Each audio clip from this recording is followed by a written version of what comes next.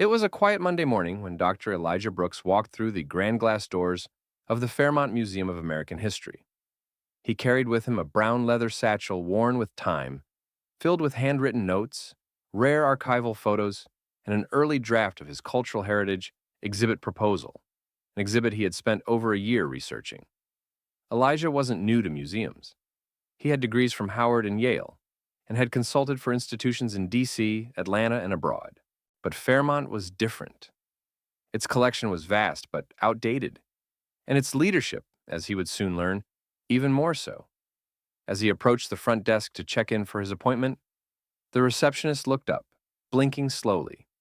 "Deliveries through the back," she said flatly. Elijah paused. "I'm not with a delivery service," he said, his voice calm. "I have a meeting scheduled with Mr. Whitmore. I'm Dr. Elijah Brooks." The woman glanced at her monitor skeptically, then picked up the phone. Moments later, the museum director, Richard Whitmore, a tall man in his 60s with a crisp gray suit and a reputation for being selective, appeared. His eyes scanned Elijah from his pressed jacket to his polished shoes, and then to the brown skin on his face. For a moment, Richard's smile faltered. Yes," he said, forcing it back. "Dr. Brooks, you're earlier than expected." Inside his office, Elijah presented his proposal, a sweeping exhibit titled Echoes of the Forgotten, Black Architects of American Identity. It would chronicle the overlooked black innovators, artists, soldiers, educators, and freedom fighters whose impact had been foundational but erased. The concept was bold. It challenged long-held curatorial norms and asked difficult questions. Richard barely skimmed the pages. His fingers drummed impatiently. "Well, Dr. Brooks," he said, adjusting his cufflinks, "this museum caters to a broader audience. We try not to politicize our exhibits. You understand, I'm sure." Elijah held his gaze. "History is political," he replied evenly. "Ignoring that is a choice. I'm offering a way to bring truth and dignity into these halls." Richard smiled condescendingly.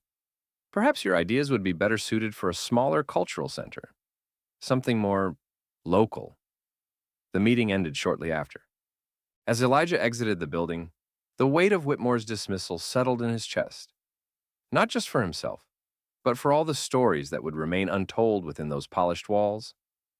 But what the director didn't know? Elijah's work had already caught the attention of someone far beyond the museum's glass doors, someone in Washington. And in a few months' time, Whitmore would find himself reading a national announcement that would make his jaw go slack.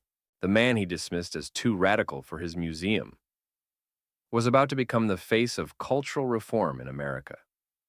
Weeks passed, and Elijah returned to his modest home office, pouring his energy into what he did best, telling the stories no one else would. He refined his research, digitized interviews, collaborated with archivists, and expanded his proposal. Even though Fairmont Museum had rejected him, Elijah knew the work mattered. Then, one crisp morning, an unexpected email appeared in his inbox. Subject: Request for consultation. U.S. Commission on Cultural Preservation from Office of the First Lady, Executive Office of the President. At first, Elijah thought it was a prank, but it wasn't. The First Lady, herself a former professor of American literature, had read one of his essays online, a piece detailing the hidden lives of enslaved craftsmen who built national landmarks. She had been moved to tears. The email invited Elijah to Washington, D.C. to consult on a sweeping new initiative, United Threads, weaving every voice into the American story. It would be the largest cultural preservation effort in decades, and they wanted his voice at the center. When Elijah stepped into the Capitol building weeks later, he was greeted by aides, historians, and cultural advisors. But unlike the museum lobby here, he wasn't mistaken for a delivery man. He was met with handshakes, respect, and curiosity. "Dr. Brooks," said a soft-spoken man in a navy suit, "your work is changing the way we think about American identity." In the closed-door session that followed, Elijah presented his vision. He spoke of erased black inventors, uncredited architects, community oral histories never documented, and how these stories weren't alternative history. They were central to it. His tone was steady, passionate, unflinching. No one interrupted. No one redirected. Every eye in the room was locked on him. When he finished, there was a moment of stunned silence. Then a long, slow clap began from the First Lady herself, seated at the head of the table. "Dr. Brooks," she said, standing, "we don't want you to consult on this initiative. We want you to lead it." That afternoon, Elijah was offered the newly created post of National Cultural Advisor, a position that would grant him influence over museums, archives, education materials, and national heritage policy. It was more than a title. It was a platform. And as he stood before the National Mall that evening, watching the sun dip behind the Washington Monument, Elijah knew something deeply profound. The doors that had once closed in his face were now opening on a national scale, not just for him, but for generations of voices that had been silenced for too long. 2 months into his new role, Elijah Brooks launched his first major initiative as National Cultural Advisor, a traveling exhibition titled The Unwritten Chapters, Black Legacies in Moinsissin American History. The exhibit was bold, immersive, and impossible to ignore. It featured original artifacts, interactive audio stations, and holographic storytelling rooms that brought to life the voices of Black pioneers, educators, builders, soldiers, poets, chefs, abolitionists, many of whom had been erased or sidelined in history books. The press went wild. Major outlets ran headlines like, "Elijah Brooks is rewriting the American story, and we're finally listening." From rejection to revolution, the scholar who's changing our national memory. School groups lined up outside exhibition halls. Community leaders sent letters of gratitude. Social media erupted with photos of visitors emotionally responding to the displays. And back at the Fairmont Museum, Director Richard Whitmore couldn't avoid it. He had ignored Elijah's proposal, dismissed him as too political. But now the very concepts he had scoffed at were drawing national acclaim. One morning, he sat at his desk scrolling through articles about the exhibit's debut at the Smithsonian. His assistant knocked lightly. "Sir, you might want to see this," she said, placing a thick envelope on his desk. It bore an embossed seal, Office of the National Cultural Advisor. Inside was a formal invitation for Fairmont Museum to participate in the Unwritten Chapters Tour as a regional host site. The letter was signed by Elijah himself. Richard stared at the signature. It wasn't smug. It wasn't bitter. It was simply professional. But the message was clear. Despite being dismissed, Elijah still believed in expanding the work, even if it meant involving those who had once turned their backs on him. Later that week, Fairmont's boardroom was filled with tension. Some trustees argued it would be a PR disaster not to participate. Others were concerned they'd be exposed for overlooking such vital stories. Richard stayed quiet through most of the debate, but deep down, he knew the truth. They had missed the moment. They had underestimated a man who wasn't just telling history, he was making it. And now, to even be part of the movement, they would have to follow the lead of the very person they once believed didn't belong. The day Elijah returned to the Fairmont Museum, the atmosphere inside the grand marble foyer was completely transformed. Gone were the stiff smiles and dismissive glances. In their place stood event staff, curators, reporters, and eager museum-goers, waiting to attend the keynote address that had been promoted for weeks, restoring the narrative, Why Representation in History Matters. A talk by Dr. Elijah Brooks, National Cultural Advisor. Red velvet ropes guided guests through new exhibits that had been temporarily installed as part of the Unwritten Chapters tour. On the walls hung blown-up photos of Black families migrating during the Great Migration, letters from Black Civil War soldiers, and sketches of architecture by enslaved craftsmen who had helped build the nation's earliest monuments. At the center of the museum's main hall stood a polished oak podium, the very spot where, months earlier, Elijah had presented his original proposal only to be brushed aside.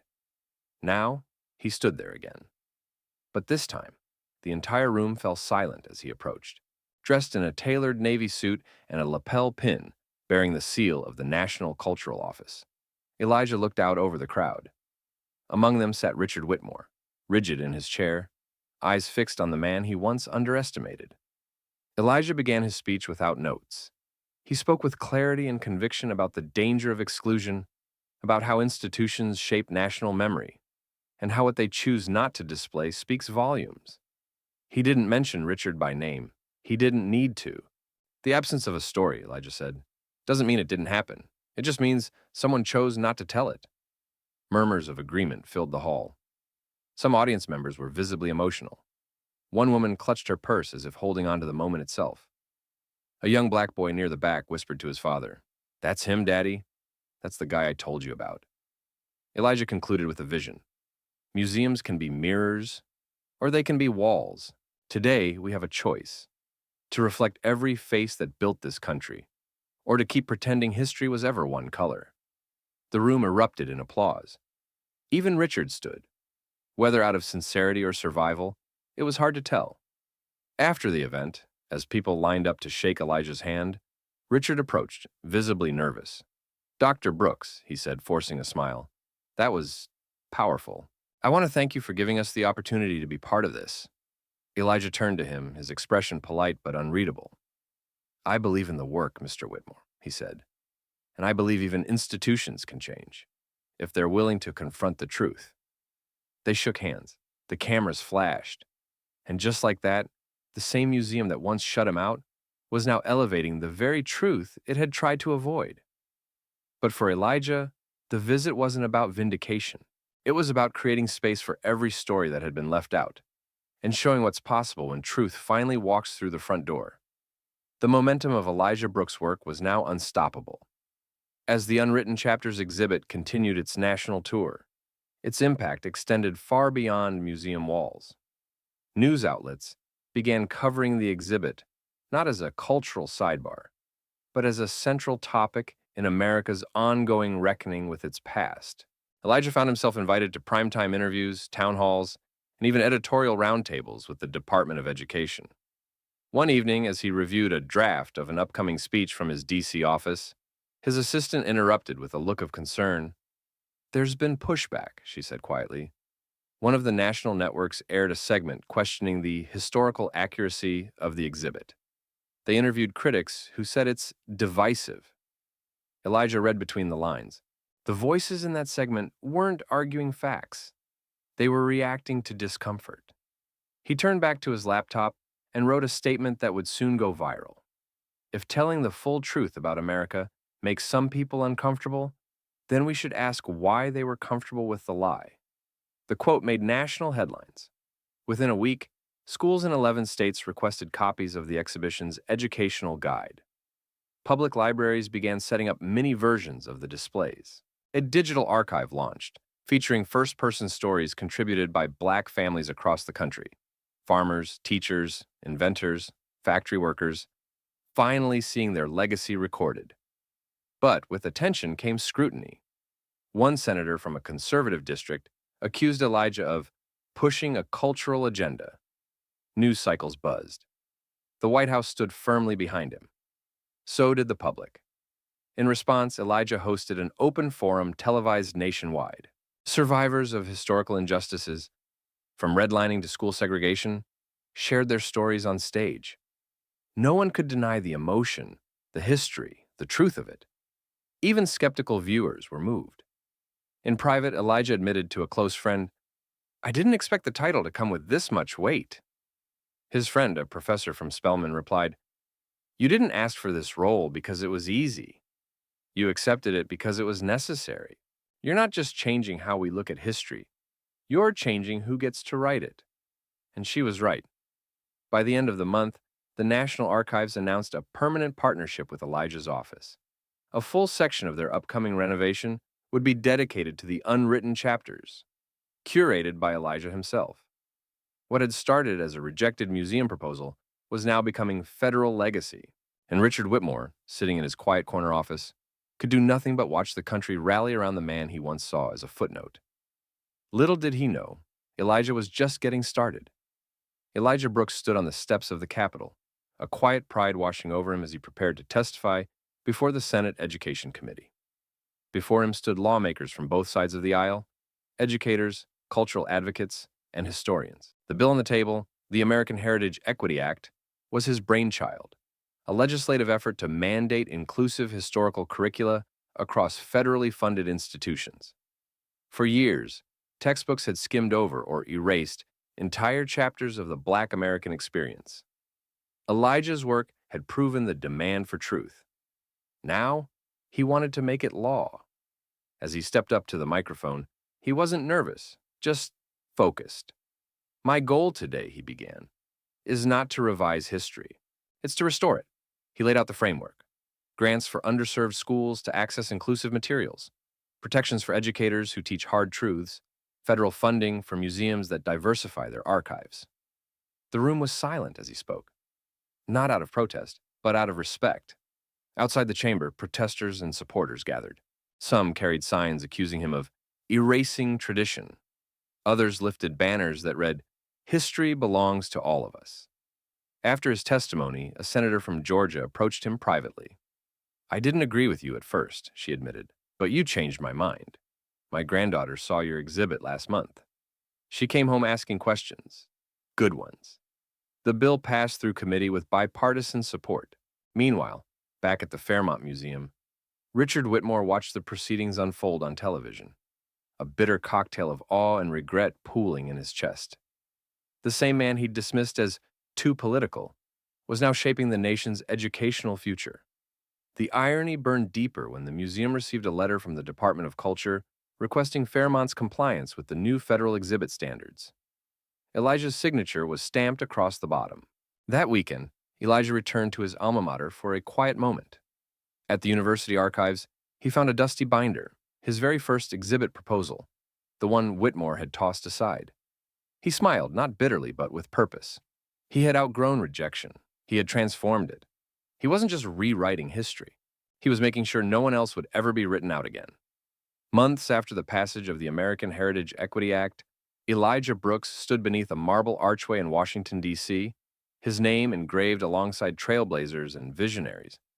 The occasion was historic. The National Medal for Cultural Leadership was being awarded to him in a ceremony broadcast live across the country. The president spoke first. Dr. Elijah Brooks has reminded us all that history is not a weapon or a shield. It is a light, and when it shines on every story, we all rise. Thunderous applause followed as Elijah took the stage in a crisp black suit, the medal gleaming around his neck. He paused, taking in the moment. "I didn't stand here alone," he said. "I stand on the shoulders of ancestors whose names were never written into textbooks. Today, I say their names through every exhibit, every law, every child who sees themselves in our national story." The standing ovation seemed endless, but hundreds of miles away in the echoing halls of the Fairmont Museum, Richard Whitmore stood alone in his office, watching the ceremony on a small monitor. His museum had changed. Its exhibits were now rich with untold stories. Its visitors were more diverse, more engaged.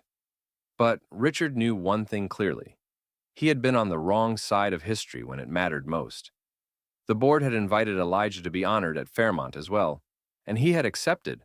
That night, under spotlights and camera flashes, Elijah entered the museum's grand atrium, greeted by a new bronze plaque titled "The Brooks Wing of American History." Richard approached him humbly, gray now streaking his hair. "I owe you an apology, Tsaim," he said, "not just for rejecting your work, but for not recognizing your worth." Elijah met his eyes, calm but firm.